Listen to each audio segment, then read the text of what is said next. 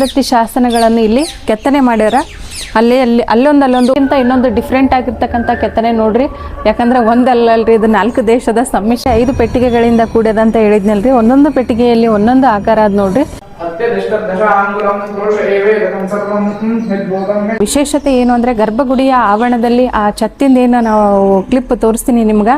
ನಾವು ಪ್ರತಿಯೊಂದು ವಾಸ್ತುಶಿಲ್ಪನು ಎಷ್ಟು ಅದ್ಭುತವಾಗಿ ಅದ ನೋಡ್ರಿ. ಅಂದ್ರೆ 4 ದೇಶಗಳ ಕಲ್ಯಾಣ ಮಂಟಪ ನಮ್ಗೆ ಏನ್ ಸೂಚಿಸ್ತದ ಅಂತಂದ್ರೆ ಅಂತಾರಾಷ್ಟ್ರೀಯ ವ್ಯಾಪಾರದ ಪ್ರಾಮುಖ್ಯತೆಯನ್ನು ನಮಗೆ ಸೂಚನೆ.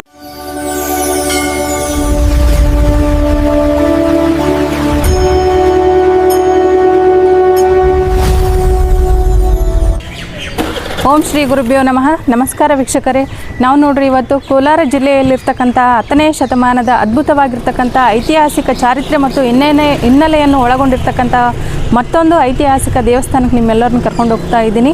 ಅದೇ ಸೋಮನಾಥೇಶ್ವರ ದೇವಸ್ಥಾನ. ಈ ಅದ್ಭುತ ದೇವಸ್ಥಾನದ ಒಳಗಡೆ ದೇವರ ದರ್ಶನ ತಗೊಂಡು ಇದು ಯಾವ್ಯಾವ ಇತಿಹಾಸ ಚಾರಿತ್ರ್ಯವನ್ನು ಒಳಗೊಂಡದ, ಅಂದರೆ ಯಾವ ಅರಸರು ಇದನ್ನು ಕೆತ್ತನೆ ಮಾಡಿದ್ರು ಅಂತ ತಿಳಿಸ್ತೀನಿ. ಬನ್ನಿ ಮೊದಲು ದೇವರ ದರ್ಶನ ತಗೊಳ್ಳೋಣ. ದೇವಸ್ಥಾನದ ಬಲಭಾಗಕ್ಕೆ ಅಂದರೆ ಗೋಪುರದಿಂದ ಎಂಟ್ರೆನ್ಸಿನ ಹೊರಗಡೆ ಬಲಭಾಗಕ್ಕೆ ಅದ್ಭುತವಾಗಿರ್ತಕ್ಕಂಥ ಪುಷ್ಕರಣಿ ಅದ ನೋಡ್ರಿ. ಇದನ್ನು ಸಹ 12ನೇ ಶತಮಾನದ ಪುಷ್ಕರಣಿ ಅಂತ ಹೇಳ್ತಾರೆ.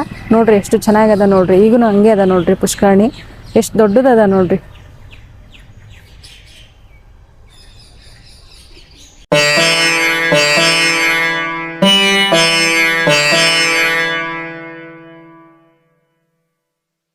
ದೇವಸ್ಥಾನದ ಪ್ರವೇಶ ದ್ವಾರದಲ್ಲಿ ನೋಡ್ಬೋದು ನೀವು ಸುಂದರವಾದ ಮದನಿಕೆಯರ ಉಬ್ಬು ಶಿಲ್ಪಗಳದ ನೋಡ್ರಿ. ಸುತ್ತಲೂ ನೋಡ್ಬೋದು ಎಂಥ ಅದ್ಭುತ ದೇವಸ್ಥಾನ. ದ್ರಾವಿಡ ಶೈಲಿಯಲ್ಲಿ ನಿರ್ಮಾಣಗೊಂಡಿರ್ತಕ್ಕಂಥ ಈ ದೇವಸ್ಥಾನ 10ನೇ ಶತಮಾನದಲ್ಲಿ ಚೋಳರು ಈ ದೇವಸ್ಥಾನವನ್ನು ಮೊಟ್ಟ ಮೊದಲನೇದಾಗಿ ನಿರ್ಮಾಣ ಮಾಡ್ತಾರೆ ನೋಡ್ರಿ. ಇನ್ನು ಒಳಗಡೆ ಹೋಗೋಣ, ದೇವರ ದರ್ಶನ ತಗೊಂಡು ಯಾವ ಥರ ವಾಸ್ತುಶಿಲ್ಪದ ಅಂತ ತಿಳಿಸ್ತೀನಿ. ಬನ್ನಿ ಫ್ರೆಂಡ್ಸ್.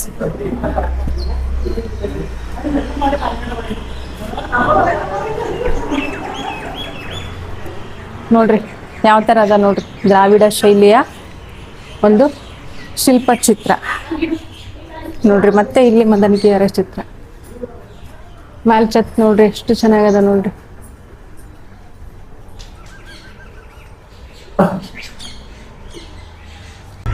ಹತ್ತನೆಯ ಶತಮಾನದಲ್ಲಿ ದ್ರಾವಿಡ ಶೈಲಿಯಲ್ಲಿ ನಿರ್ಮಾಣ ಆಗಿರ್ತಕ್ಕಂತಹ ಈ ಒಂದು ದೇವಸ್ಥಾನ 5 ಅಂತರದ ಗೋಪುರಗಳಿಂದ ನಿರ್ಮಾಣವಾಗಿದೆ. ಇಲ್ಲಿ ನೋಡ್ತಕ್ಕಂತಹ ಗೋಪುರ ಆಗಿರ್ಬೋದು, ಗರ್ಭಗುಡಿ ಆಗಿರ್ಬೋದು. ಇಲ್ಲಿನ ಪ್ರಮುಖ ಆಕರ್ಷಣೀಯ ಅಂದರೆ ಕಲ್ಯಾಣ ಮಂಟಪ ನೋಡ್ರಿ. ಅದರ ಕಂಬದ ಕೆತ್ತನೆ ಯಾವ ಥರ ಅದ ಅಂತ ತೋರಿಸ್ತೀನಿ. ಕಲ್ಯಾಣ ಮಂಟಪದ್ದು ತುಂಬ ಆಕರ್ಷಣೀಯವಾಗಿದೆ.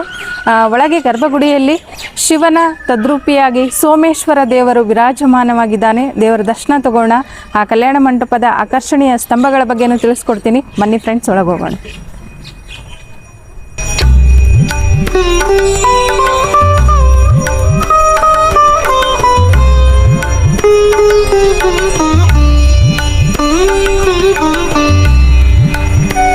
ಕೋಲಾರವನ್ನು ಮೊಟ್ಟ ಮೊದಲನೆಯದಾಗಿ ತಲಕಾಡಿನ ಗಂಗರು ಆಳ್ವಿಕೆ ಮಾಡ್ತಾರೆ. ತಲಕಾಡಿನ ಗಂಗರು ಕೋಲಾರವನ್ನು ಕುವಲಾಲಪುರ ಅಂತ ಕರೀತಾರೆ.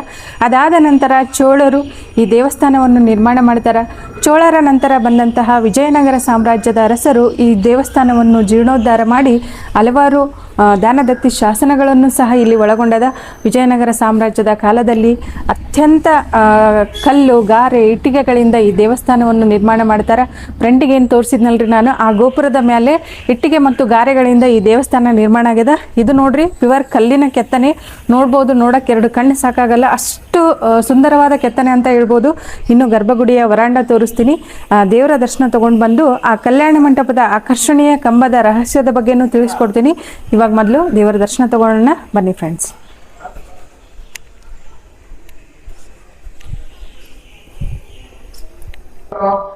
ಆಯೋಗಂ ಕಾರಿಣಃ ಸಹಸ್ರ ವೀರುಷಾ ಪುರುಷಃ ಸಹಸ್ರಾಕ್ಷ ಸಹಸ್ರವಾಸವೋ ವಿಶ್ವಲೋ ನೃತ್ವಾ ಅತ್ಯದಿಷ್ಟ ದಶಾಂಗುಲಂ ಪುರುಷ ಏವೇದಕಂ ಸರ್ವಂ ಯದ್ಭೂತಂ ಯತ್ತವಜ್ಞಂ ಉದಾಮ್ರತತ್ವಶ್ವೇಷಣಃ ಯಜ್ಞೇನ ವಿರೋಧಿ ಏತಾವಾನಸ್ಯ ಮಹಿಮಾ.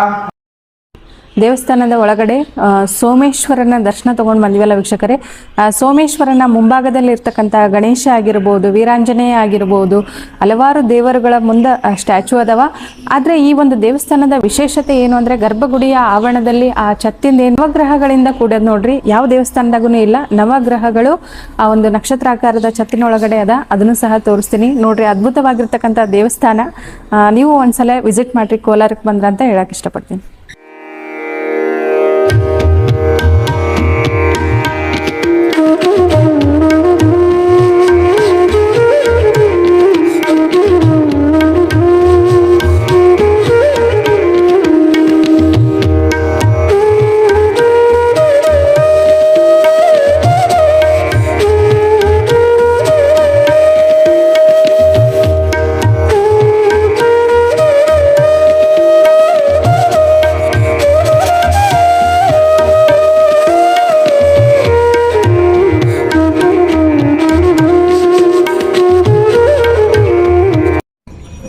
ಈ ಗರ್ಭಗುಡಿಯ ಗೋಪುರದ ಕಂಬಗಳು ನೋಡ್ರಿ 5 ಪೆಟ್ಟಿಗೆಗಳಿಂದ ಕೂಡ್ಯದ ಅಂತ ಹೇಳಿದ್ನಲ್ರಿ. ಒಂದೊಂದು ಪೆಟ್ಟಿಗೆಯಲ್ಲಿ ಒಂದೊಂದು ಆಕಾರ ಅದ ನೋಡ್ರಿ.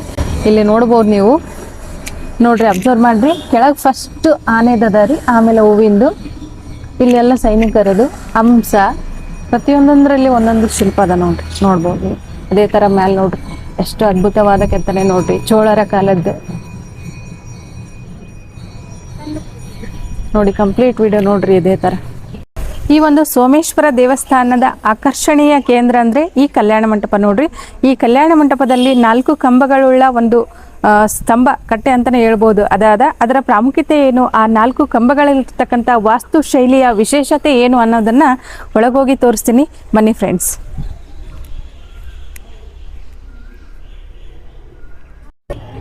ಈ ದೇವಸ್ಥಾನದ ಅದ್ಭುತವಾಗಿರ್ತಕ್ಕಂಥ ಆಕರ್ಷಣೀಯ ಕಲ್ಯಾಣ ಮಂಟಪದ 4 ಸ್ತಂಭಗಳು ಇವೆ ನೋಡ್ರಿ.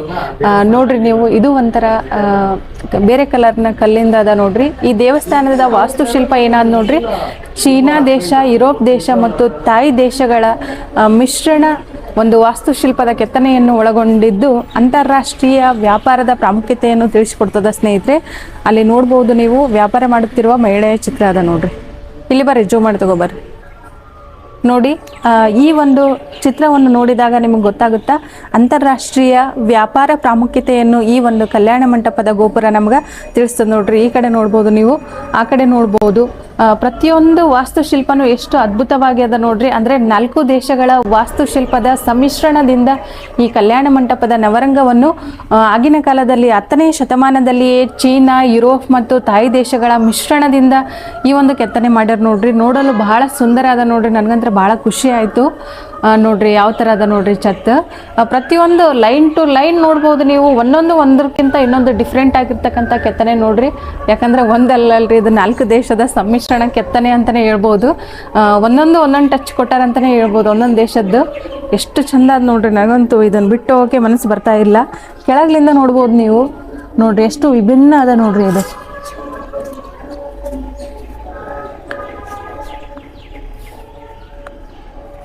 ನೋಡ್ರಿ, ಇಲ್ಲಿನೂ ಸಹ ಒಬ್ಬ ವ್ಯಾಪಾರಿ ತಲೆ ಮೇಲೆ ಏನೋ ಹೊತ್ಕೊಂಡು ನಿಂತಿರೋಂಥ ಚಿತ್ರ. ಅದ್ಭುತ ಕಲ್ಲಿನ ಕೆತ್ತನೆ ನೋಡ್ರಿ ಫ್ರೆಂಡ್ಸ್. ಸೋಮೇಶ್ವರ ದೇವಸ್ಥಾನದ ಆಕರ್ಷಣೀಯ ಒಂದು ಕಲ್ಯಾಣ ಮಂಟಪ ಅಂತ ಏನು ಹೇಳಿದ್ನಲ್ರಿ, ಆ ಕಲ್ಯಾಣ ಮಂಟಪದ ಈ 4 ಕಂಬಗಳ ಕೆತ್ತನೆ ನೋಡ್ರಿ, ಎಷ್ಟು ಅದ್ಭುತ ಆಗ್ಯದ ನೋಡ್ರಿ. ಈ ಏನು 4 ಕಂಬಗಳ ಕಲ್ಲಿನ ಕೆತ್ತನೆ, ಈ ಒಂದು ನವರಂಗ ಅದಲ್ರಿ, ಇದು 10ನೇ ಶತಮಾನದಲ್ಲಿಯೇ ಚೀನಾ ದೇಶ, ಯುರೋಪ್ ದೇಶ ಮತ್ತು ತಾಯಿ ದೇಶ 3 ದೇಶಗಳ ವಾಸ್ತುಶಿಲ್ಪದ ಸಮ್ಮಿಶ್ರಣದೊಂದಿಗೆ ಕೆತ್ತನೆ ಮಾಡ್ಯಾರ ನೋಡ್ರಿ. ನೋಡ್ಬೋದು ನೀವು, ಈ ಕಂಬಗಳಾಗಿರ್ಬೋದು, ಈ ವಿಗ್ರಹಗಳಾಗಿರ್ಬೋದು, ಪ್ರತಿಯೊಂದು ಒಂದಕ್ಕಿಂತ ಒಂದು ಡಿಫ್ರೆಂಟ್ ಆಗ್ಯದ ನೋಡ್ರಿ. ಈ ಒಂದು ಕಲ್ಯಾಣ ಮಂಟಪ ನಮಗೆ ಏನು ಸೂಚಿಸ್ತದ ಅಂತಂದ್ರೆ ಅಂತಾರಾಷ್ಟ್ರೀಯ ವ್ಯಾಪಾರದ ಪ್ರಾಮುಖ್ಯತೆಯನ್ನು ನಮಗೆ ಸೂಚನೆ ಮಾಡ್ತದ ನೋಡ್ರಿ. ಇಲ್ಲಿ ತಕ್ಕಡಿಯನ್ನು ಹಿಡಿದಿರ್ತಕ್ಕಂತಹ ಶಿಲಾಸ್ತಂಭಗಳು ನೋಡ್ರಿ. ಇಲ್ಲಿ ಇದು ಚೀನಾ ದೇಶದ ಒಂದು ವಿಗ್ರಹ ಥರ ಕಾಣಿಸುತ್ತೆ ನಮ್ಗೆ ನೋಡ್ರಿ. ಅಂತಾರಾಷ್ಟ್ರೀಯ ವ್ಯಾಪಾರ ಪ್ರಾಮುಖ್ಯತೆಯನ್ನು ನಮಗಿದು ತೋರಿಸ್ಕೊಡುತ್ತೆ ನೋಡ್ರಿ ಫ್ರೆಂಡ್ಸ್. ಸೋಮೇಶ್ವರ ದೇವಸ್ಥಾನದ ಆವರಣದಲ್ಲಿ ಪಾರ್ವತಿ ದೇವಿ ದೇವಸ್ಥಾನ ಅದ ನೋಡ್ರಿ. ದೇವರ ರೈಟ್ ಸೈಡ್ ದೇವಿ ಅದಾಳ ನೋಡ್ರಿ. ಪಾರ್ವತಿ ದೇವಿ ಯಾವ ಥರ ಅದಾಳ ಅಂತ. ಶಿವನ ದೇವಸ್ಥಾನದಲ್ಲಿ ಶಿವನ ಮುಂದೆ ಯಾವಾಗಲೂ ನಂದಿ ವಿರಾಜಮಾನವಾಗಿ ಇರ್ತಾನೆ. ಆದರೆ ಈ ದೇವಸ್ಥಾನದ ವಿಶೇಷತೆ ಏನು ಅಂದರೆ ಪಾರ್ವತಿ ದೇವಿ ಮುಂದೆ ನಂದಿ ಅದ ನೋಡ್ರಿ. ಯಾಕನ್ನೋದು ನನಗೂ ಗೊತ್ತಿಲ್ಲ. ನೀವೇನಾದರೂ ಈ ದೇವಸ್ಥಾನಕ್ಕೆ ಬಂದಿದ್ರಿ ಅಂದರೆ ಇದರ ವಿಶೇಷತೆ ಏನಾದರೂ ತಿಳಿದ್ರೆ ಕಮೆಂಟ್ ಬಾಕ್ಸಲ್ಲಿ ನನಗೆ ತಿಳಿಸ್ರಿ ಫ್ರೆಂಡ್ಸ್. ಸೋಮೇಶ್ವರ ದೇವಸ್ಥಾನದ ಯಜ್ಞಕೋಣೆಯ ನೈಋತ್ಯ ಭಾಗಕ್ಕೆ ನಮಗೊಂದು ಶಾಸನ ಸಿಗುತ್ತಾ. ಸುಮಾರು ಕ್ರಿಸ್ತಶಕ 1475ರಲ್ಲಿ ವಿಜಯನಗರ ಸಾಮ್ರಾಜ್ಯದ ಅರಸನಾಗಿರ್ತಕ್ಕಂಥ ಅಚ್ಯುತರಾಯ ಈ ಶಾಸನವನ್ನು ನಿರ್ಮಾಣ ಮಾಡ್ಯಾನ ಅಂತ ಹೇಳ್ತಾರೆ ನೋಡ್ರಿ. ಈ ಕಲ್ಲಿನ ಗೋಡೆಯ ಮೇಲೆ ಇಡೀ ಶಾಸನ ಅದ ನೋಡ್ರಿ. ಈ ದೇವಸ್ಥಾನದ ಇಡೀ ಎಲ್ಲ ಚಿತ್ರಗಳನ್ನು ಗಮನಿಸಿದಾಗ ಇಲ್ಲಿ ಒಂದೇ ಶಾಸನ ನಮಗೆ ಸಿಗೋದು. ವಿಜಯನಗರ ಸಾಮ್ರಾಜ್ಯದ ಅರಸರು ದಾನದತ್ತಿ ಶಾಸನಗಳನ್ನು ಇಲ್ಲಿ ಕೆತ್ತನೆ ಮಾಡ್ಯಾರ. ಅಲ್ಲೊಂದು ಉಬ್ಬು ಶಿಲ್ಪಗಳನ್ನು ಸಹ ಅದಾವ. ಬಟ್ ಶಾಸನ ಅಂತ ಸಿಗುವುದು ನಮ್ಗೆ ಇದು ಒಂದೇ ನೋಡ್ರಿ. ನೋಡ್ಬೋದು ನೀವು ಅಕ್ಷರ ಅಸ್ಪಷ್ಟವಾಗಿ ಕಾಣಿಸ್ತಾವ, ಅಲ್ಲಲ್ಲಿ ಕಾಣಿಸ್ತಾವ, ಬಟ್ ಸ್ಪಷ್ಟತೆ ಇಲ್ಲ. ಇದು ಕಲ್ಲಿನ ಗೋಡೆ ಆಗಿರುವುದರಿಂದ ಗೋಡೆಯ ಮೇಲೆ ಶಾಸನವನ್ನು ನಿರ್ಮಾಣ ಮಾಡ್ಯಾರ ನೋಡ್ರಿ. ನೋಡಿದ್ರಲ್ಲ ಫ್ರೆಂಡ್ಸ್, ಕೋಲಾರದಲ್ಲಿರ್ತಕ್ಕಂಥ 10ನೇ ಶತಮಾನದ ಅದ್ಭುತ ಇತಿಹಾಸ ಉಳ್ಳಂತಹ ಶಿವನ ದೇವಸ್ಥಾನ. ಈ ದೇವಸ್ಥಾನ ನಿಮ್ಗೇನಾದರೂ ಇಷ್ಟ ಆಗಿತ್ತು ಅಂದರೆ ನನ್ನ ಚಾನಲ್ನ ಯಾರೆಲ್ಲ ಹೊಸದಾಗಿ ನೋಡಕತ್ತಿರಲ್ರಿ ಸಬ್ಸ್ಕ್ರೈಬ್ ಮಾಡಿರಿ, ಲೈಕ್ ಮಾಡಿರಿ, ಶೇರ್ ಮಾಡಿರಿ ಅಂತ ಹೇಳ್ತಾ ಮುಂದಿನ ವಿಡಿಯೋದಲ್ಲಿ ಮತ್ತೆ ಭೇಟಿಯಾಗೋಣ. ಕೋಲಾರದ ಇನ್ನೊಂದು ವಿಡಿಯೋದಲ್ಲಿ ಮತ್ತೆ ಸಿಗ್ತೀನಿ. ಧನ್ಯವಾದಗಳು. ಮತ್ತೆ ಭೇಟಿಯಾಗೋಣ.